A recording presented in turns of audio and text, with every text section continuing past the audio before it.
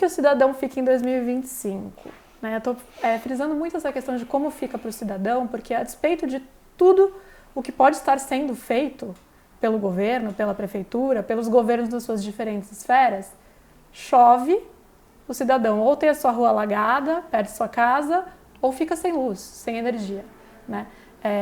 A Enel já foi multada pela ANEEL, recorreu. O cidadão hoje, se ele não paga a conta de luz, ele tem que pagar multa, mas se ele fica sem luz em razão de uma chuva que basta cair para derrubar o fornecimento de energia, ele não é indenizado pelas perdas que ele tem. A gente sabe que isso foi um grande problema, tem sido, inclusive para pequenos comerciantes, pequenos negócios no estado de São Paulo. Como que a gente está em 2025? O cidadão tem que torcer para não chover? A gente tem sido muito enérgico também nessa parte de energia.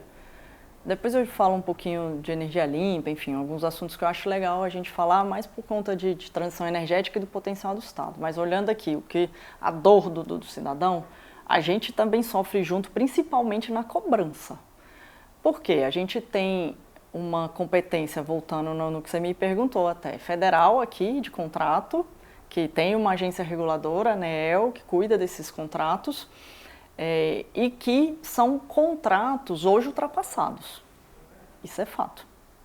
São contratos que foram feitos na década de 90, têm lá a sua história, focaram na própria universalização, vou colocar assim, da distribuição, da luz, de investimentos, mas o chamado OPEX, que é a operação, eles hoje não endereçam bem esses problemas. Por que eu estou falando isso? O que a gente enxerga?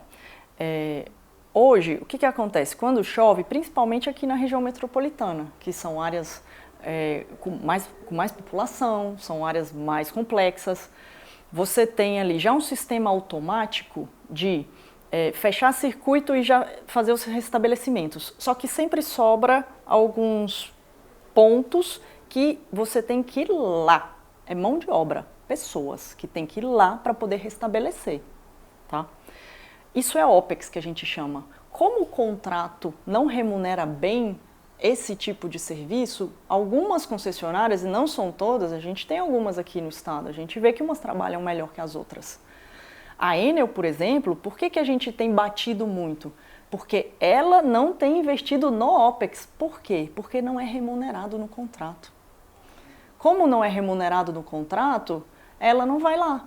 Então, esse é o problema, falando tecnicamente aqui do contrato, tá? Uhum. E aí, antes de acontecer o problema de novembro do ano retrasado, antes até, a secretaria, junto com a ARCESP, com a agência reguladora aqui do estado, a gente mandou para o MME, a gente mandou para a ANEEL sugestões, porque como eles são poderes concedentes, a gente fica mandando, a gente fica instando, de melhorias. A gente falou de enterramento, a gente falou dos indicadores, que são os indicadores hoje, a gente escreveu isso, não representam a realidade. Então você pode estar cumprindo o contrato, mas para as pessoas, para a gente, não está. Não é isso que a gente está vendo. Aí a gente colocou lá a quantidade de multas, reclamação, e os indicadores estão ok. Então a concessionária está cumprindo o contrato, mas para a gente não está. E qual foi a resposta? O que eles estão fazendo lá? Eles estão fazendo novos contratos, aí tem todo um processo de ou prorrogação ou novas licitações, para poder, nesses novos contratos, colocar esses novos indicadores. O que a gente fala? Poxa, a gente tem que agir, porque, por exemplo, o da Enel é 2027.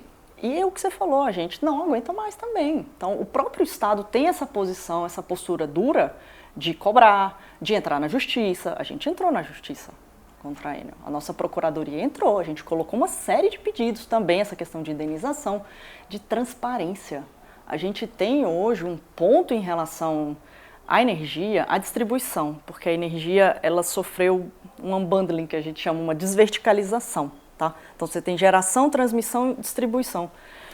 A gente tem um problema aqui de dados, a gente precisa de informação. Então a gente entrou na justiça, a gente teve reuniões com o Tribunal de Contas da União, para poder pedir ajuda, para falar assim, eu quero saber a quantidade de pessoas que estão ali fazendo esse restabelecimento que eu comentei. Eu preciso saber onde está esse povo. Então a gente fez isso. Por quê? Porque a gente está em cima pela dor das pessoas.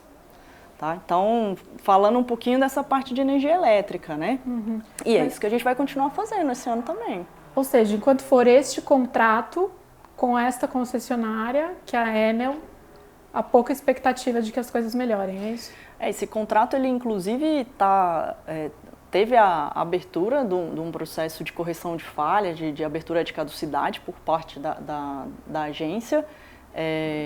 Tem aí bom, tem que ver o resultado, né, disso tudo. A gente falou muito sobre isso, a gente falou muito da possibilidade de intervenção. Tem algumas formas de você, dentro do próprio contrato, ou até com uma rescisão de contrato, melhorar a vida das pessoas no curtíssimo prazo. É isso que a gente está cobrando. Agora, como é isso, é a questão da competência, como é algo que foge da gente, a gente está cobrando. A gente está fazendo tudo, o que está no nosso alcance, para a gente conseguir, pelo menos, mitigar esses problemas que a gente está enxergando.